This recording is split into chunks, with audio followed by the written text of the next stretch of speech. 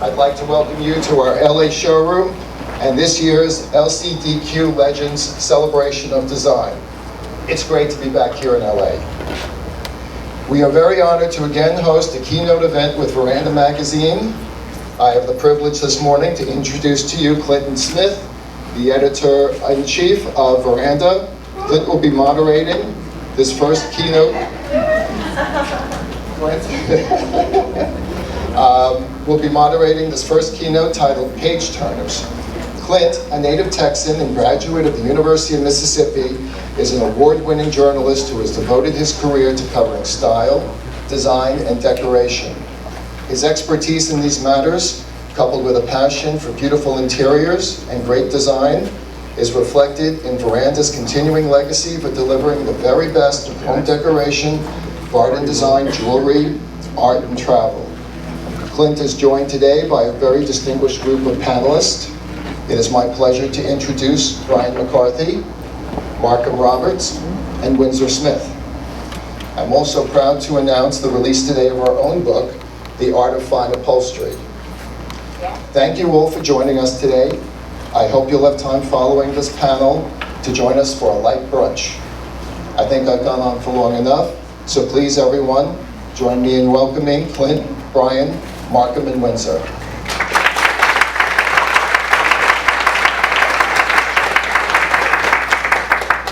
So good morning, everyone. On behalf of everyone at Veranda and the Hearst Design Group, we are thrilled to be in LA, and thanks to everyone at Jonas for hosting us today. We love being in New York, but it's always nice to be out on the West Coast. So today we are talking about book publishing, and even though the official title is Page Turners, the alternative title is Survivors, those who have published and lived to tell about it. So as someone who is in the middle of writing a book right now, I'm working on Veranda's fourth book, which will come out in October, and we have a very sneak peek of the cover that will come out in October.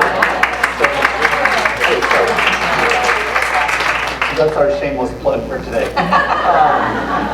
And I have to say, as someone who's been in magazine publishing for 15 years, over the years, I have written about so many designers who publish books, and the consistent message has always been, it's the hardest thing I've ever done. And I have to say, I really didn't have much empathy. As someone who's published magazines every month, I just thought, how hard can it be? And I have to say, it's really the hardest thing professionally I have ever done.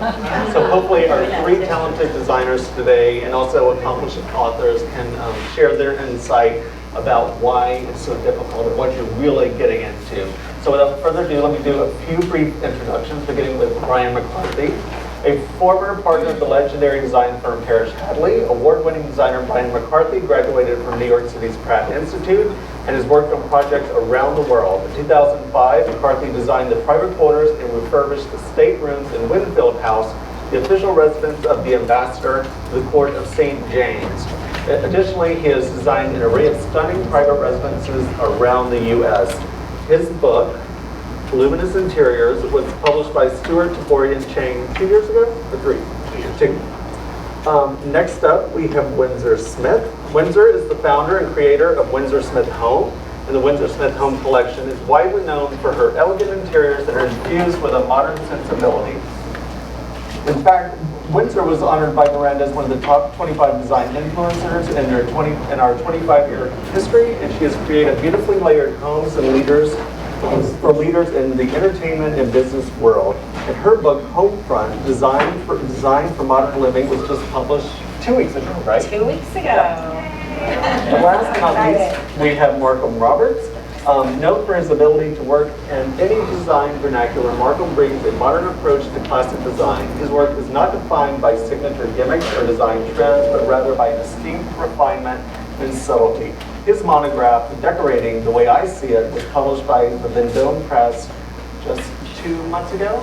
No, it was last year. Last year, sorry. Then it feels so new. It does feel good. Thank you. So one of the things I just wanted to start off with is one of the biggest changes I've seen with book publishing over the years is, in the past it used to be, if you published a book, it was, here's my life's work, here's what I've been up to for the past 40 years. And these days, we've noticed a shift that, designers can really create beautiful design books with just 4, 5, 6 amazing projects. So my first question for each of you is, when did you know the time was right to do a book? Because you've all done a book at different points in your career. So when did you know it was the time to do it? For me, it was getting organized to do it. And I had actually done an outline for another book that I really thought I was going to pursue at the time. And then my partner, Danny, said, this is ridiculous. You should do your own book first and not do this other book, because the other book is not about me per se, which I'll come back to. Am I doing something wrong with this? And also dealing with all of these confidentiality and privacy issues with so many of our clients. I don't have a vehicle, but I'm able to really get out there through magazines and other media. So the book became, a great to, be seen. So I was coming at it from a slightly different perspective. I was 20 years down in this business before I even thought about it, and if it weren't for Jill Cohen, I probably would still not have a book. But for me, I was just ominously absent, so it was sort of like if I didn't do it, people would be like, what happened? So anyway, that was how it worked out for me. I definitely wanted to wait until I had enough to say and enough to show to do a book. There are a lot of books out there for people who've been there for 15 minutes, and I think that it's important to have something that you want to say if you're going to go to the trouble of doing it. Body of work. So Brian, I know in your book you were able to publish a lot of projects that historically your clients didn't allow to be published in magazines for privacy reasons. How did you cajole them into letting them be in your book? I got down on my hands and knees. And I'm not kidding. There really was a moment, and Jill and Danny and the whole group that worked on this book together, there was a day, it was actually the day of Sandy. As Sandy was like sort of careening towards New York City, I was on the phone with the last of my clients and the one that I was so terrified of, making that phone call to. And, I just begged. And they said yes because they thought they were going to die? Well, no, he wasn't, believe me, he wasn't worried about that at all. He would not have died. But he said, I understand, for the history of what the storytelling that you're doing, how important it is that we are a part of that, and that for that reason, they allowed me to include them. And I do feel if I hadn't had them, the book would not be the same book. I think one of the things just embarking on this Miranda book, and this is the 4th in the series, is I was a little naive at how long I thought it would actually take. I actually thought I could do it at night and it would be fun. I didn't really I was wrong. So from the initial idea, how long did it take it until it was like you had the book in your hands? Well, to go back in time, it was actually Carolyn Englefield who recommended Jill Cohen.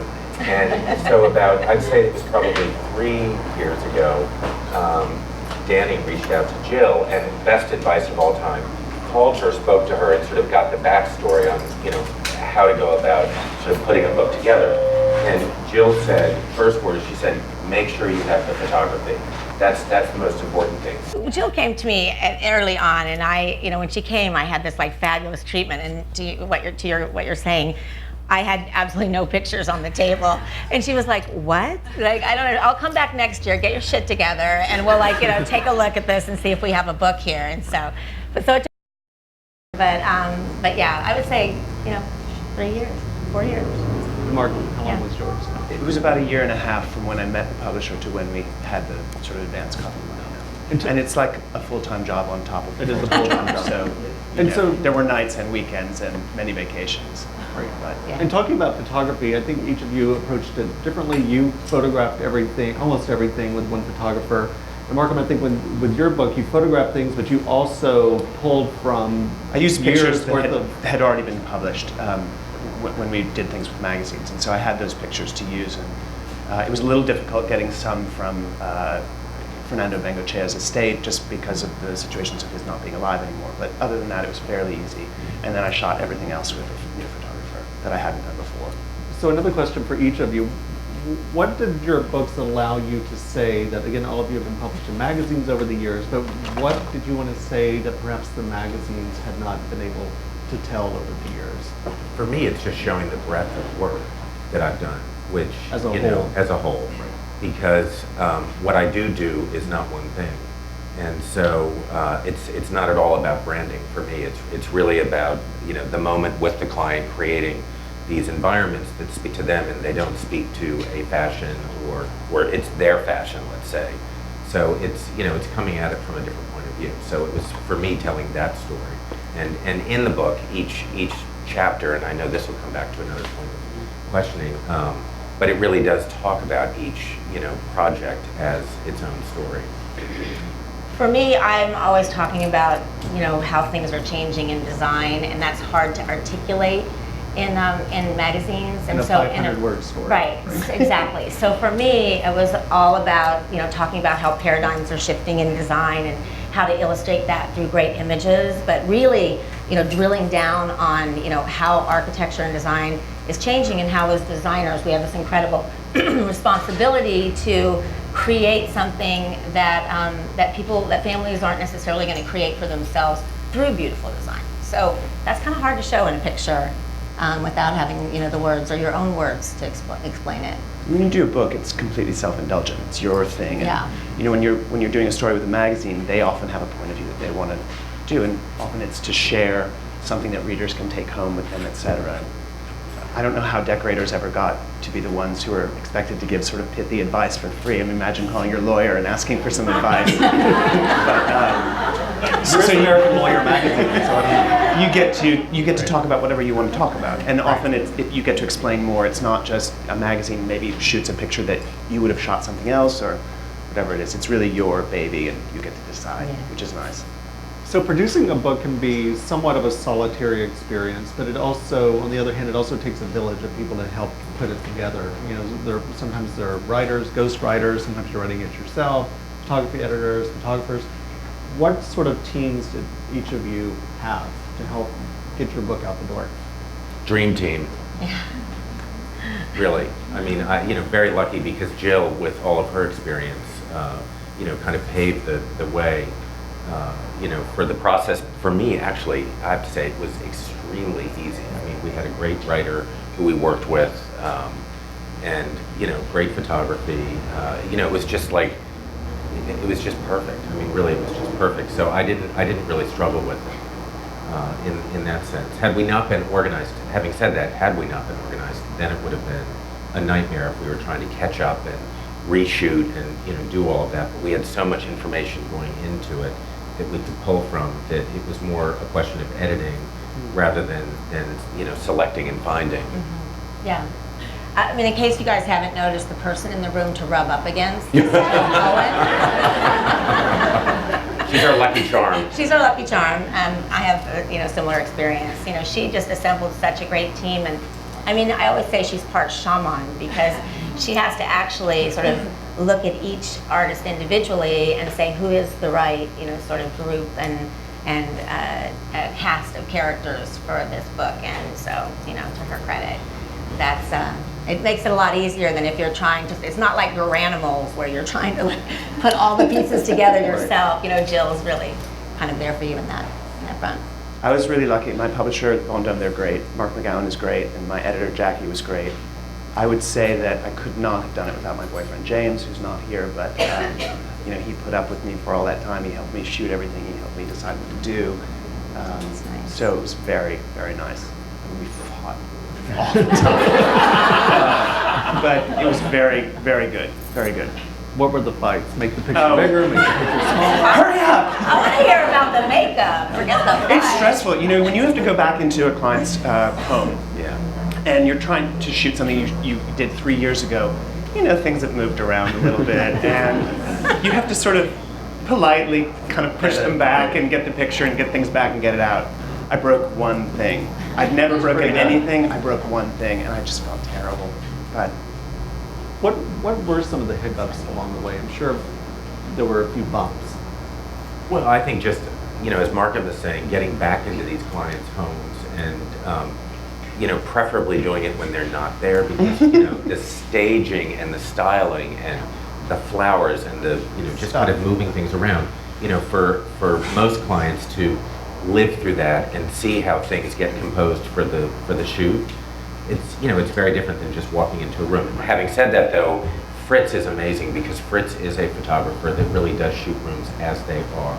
So there was far less of that kind of moving around. Also, a house is easier than an apartment. An apartment, it can be harder to sort of get the angle, to get the right shot, to really convey the message that that you're trying to convey.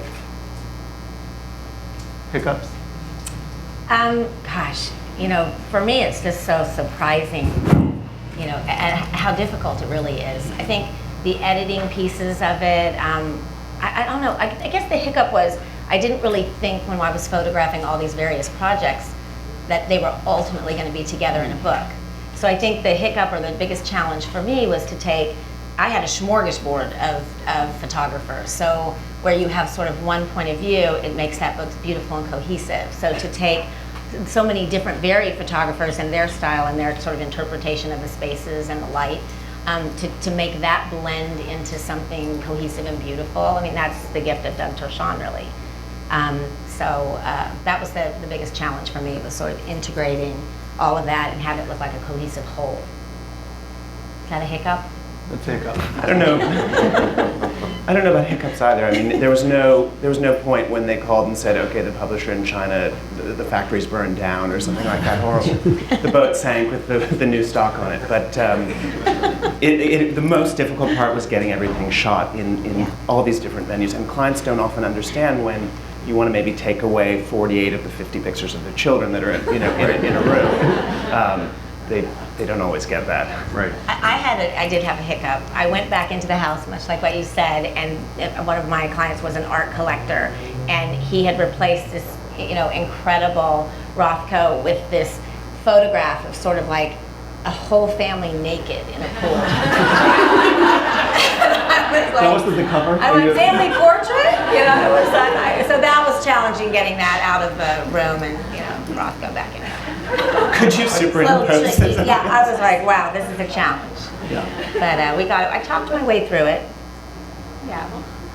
So whenever you were thinking about the book, did you really look at what else was out there, or did you really just kind of stick to your own point of view? Did you think about positioning or branding? Or earlier you said you didn't really think of it as a branding tool. because I'm not trying to create a look that could be a vehicle for licensing and branding and all of that. So it's everything is so individual that I didn't think of it that way, and I really wasn't concerned with positioning in the marketplace. And I mean, yes, maybe we would have liked the book to have come out a month or two earlier than it did, but I mean, I would say that that was the only part of that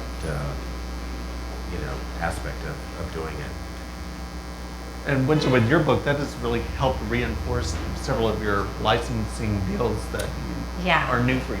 No, it's great. Well, it's always good, too, to be able to send them out to people you're sort of courting. Like to send, hello, my book. So it sort of makes it, one, they appreciate getting the book and the gift of it. But more than that, it just sort of reinforces for them that for one, that you got your act together enough to do a book. So they figure a line after that would be easy. So, but no, it's a huge branding tool. It's the most important thing you can probably do as a designer for licensing, is to have that, sort of behind you and supporting, your point of view. Do each of you encourage designers to catalog and photograph their work as they go after each installation? Yeah. Because I know there are a lot of designers who still don't do that. Yeah. It's hard. Well, and I think, what's also difficult, we all know that, very often we finish a job, it's not really finished. And so you think, well, it's not really the moment to photograph it just as you're finishing it. And then at the point that maybe it gets done, it's a year or two down the road, and then you're not really thinking about, sort of the archive that you want to continue to create. So yes, I would say to everybody, as soon as you finish a job, as soon as it's really ready, photograph it. Mm-hmm. Have that in your back pocket. Also, I find when you have current things as you're going out, even just meeting potential clients, it keeps you enthusiastic and excited about even what you do yourself, which I think is really helpful. Yeah. And the book is great. I mean, just in terms of, a potential new client comes in, to be able to hand them a copy of the book, I mean, it really just puts you on a different level. It's kind of dope. Which is great. Here. It can be a double-edged sword too, where they say, "Oh my God, I can't afford him," because they look at all of this, these That's kind of finishes good. and That's things. kind of like edit. Yeah, well, it So over the years, I know I've heard from a number of designers who want book deals, and they think they're going to be going on, really fancy book tours around the world and big signings, and they're going to be getting huge stipends and bonuses and royalties. What is the reality of no, that? none of the above. Absolutely none of the above. Oh my goodness. Yeah. It's an expensive proposition to do it. It's an Yeah, investment. it's my third kid in college. That's what it was exactly. I think it came exactly within 50 cents of the same amount of money. Anything you would do differently with your books? I wish I had more time. I felt a little rushed just to meet deadlines, and it's nice to have a little more time to sort of sit back and think about something. I think my publisher was a little frustrated that I kept changing the layout. They were not expecting me to go through all those different trials, but it would have been nice to have had more time. I think it would have been a little more luxurious. There's a saying that everybody has one good book in them. Do you think you have a second book? Yes. I liken it to childbirth. For some reason, you can shove something the size of a football out of a hole the size of a peanut and forget, and somehow forget and do it again. So I think I have another book in me. Markham, what about you? I want to wait until I have enough to say again, so maybe retirement will be the time to do it, where I have more time. I know you have a great have a project. second book that's coming out in Tell October. us about that. It's very exciting. Well, it's called Parrish Hadley, Tree of Life, and it's the book that I did the outline for 8 years ago. That then thank God for Danny, because Danny just, again, back to what I said earlier, you're crazy. Do your own book first. Don't do a book on Parrish Hadley that can wait. I wish that in a way, I wish I hadn't waited, because Albert was so excited when I went to him, with the idea for this. And as I walked out of his apartment that night, he sort of pulled me aside and he said, "Kiddo, that is going to be a bestseller." And it's been wonderful, because from the get-go 8 years ago, everybody was on board to do this. And since then, everybody was sort of on me about when are you really going to pull the trigger? So after my book came out, I was flying back from Nashville with Bunny, and I was reminding her about this book, and she'd sort of forgotten about it. And next thing I knew, she was in a meeting at the publisher with Jill, just talking about it. And the next thing we knew, Stuart Tabori and Chang, we had this wrapped up deal. Bunny is co-authoring it with me, and it's out October 13th is the launch date. Wow. So, Congratulations. Well, there are 31. In this case, it's 31 chapters. So it's architects and decorators. It's really all of us that came out from under the tree, of Albert and sister, and so it's telling their stories and anecdotes, about their life and time with Albert and sister. Because in some cases it was, either before or after me. I mean, this goes back starting in the '60s, all the way up until the closing of Parrish Hadley back in 2005, I think it was. So it's very, from a sort of design history standpoint, it's a very important book, and it's a book that's never been done before, because there's really never been a firm that has created, all of these. Yeah, it's just, which is why it's this Tree of Life. It's extraordinary in that sense. Wow, So I'm very amazing. proud of that. Yeah. That's great. So what has the book done for each of you? I know you said, when you're courting someone possibly for a licensing deal, has it opened doors to new clients? Have people called you and say, "Hey, we love your work"? What has it done for you? It is just that. You will get a call from somebody that you have no connection to whatsoever, who somehow saw the book, and you'll get a great job. I'm working here in LA for somebody that I never would have known, and I tried to figure out how they called me, and I figured out it was through the book. Someone had sent it to them, which was nice. I was in an airport once, and a nice lady came up to me, and she said, "Are you Markham Roberts?" And I thought, "Oh God, what have I done?" Or I'm being kicked off the flight, or I don't know what it was. And she said, "Oh, I just wanted to tell you I love your book. I also love dogs. My dog is in my book." And so, it was just a nice thing to say, but, how would she have known who I was? That was very nice. So for people in the audience who want to do their own book, say in 2 years, 5 years, what should they be doing? What should they be doing now, or what would you have done differently? Really, it's getting the images together and seeing if you have a story, if there's a thread.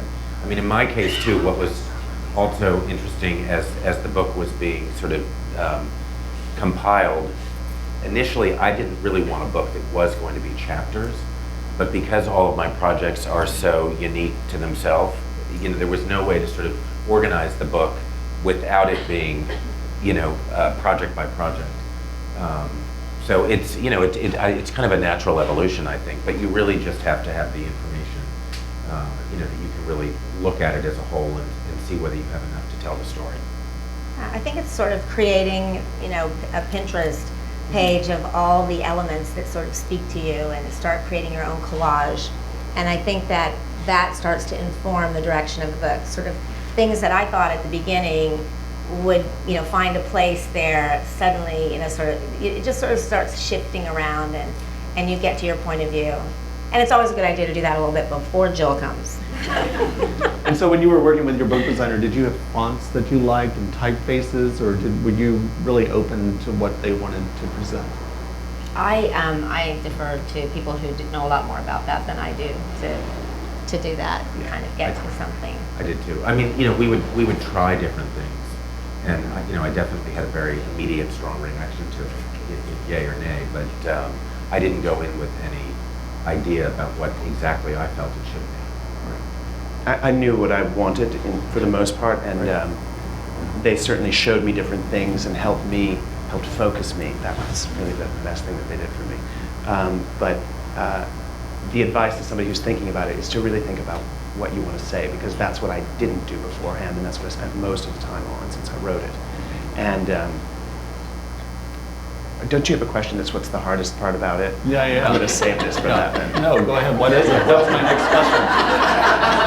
I would say editing myself. I was so afraid of not having enough that I just wrote and wrote and wrote, and I turned it into my editor, who's brilliant.